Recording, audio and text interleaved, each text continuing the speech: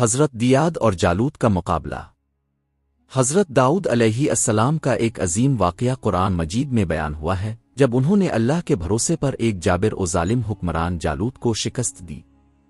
جالوت کا ظلم۔ جالوت ایک طاقتور بادشاہ تھا۔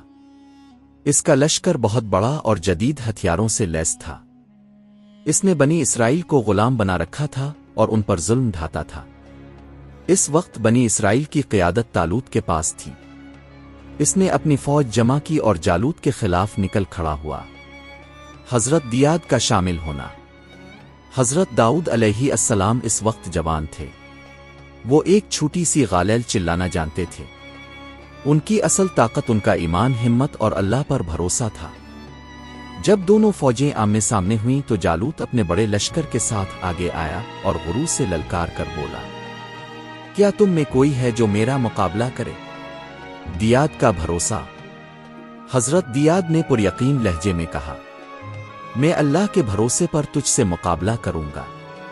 لوگ حیران رہ گئے، ایک نوجوان صرف غلیل کے ساتھ کس طرح ایک عظیم بادشاہ اور اس کے لشکر کا مقابلہ کرے گا؟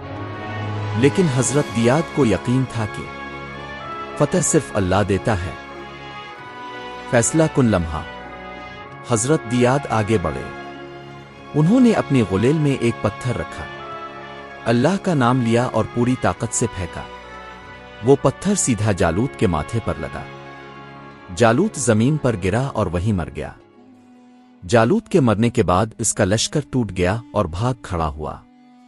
اللہ کا انعام۔ اس فتح کے بعد حضرت دیاد کی عزت اور مقام بڑھ گیا۔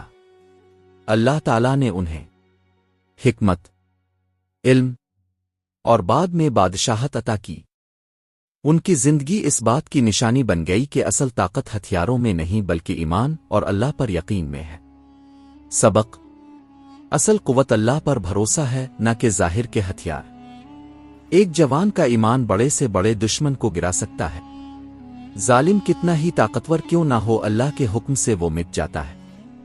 حضرت داؤد علیہ السلام اور جالوت کا واقعہ ہمیشہ کے لیے یہ سبق دیتا ہے کہ اللہ کی مدد کے ساتھ چھوٹی سی قوت بھی بڑے سے بڑا دشمن گرا سکتی ہے۔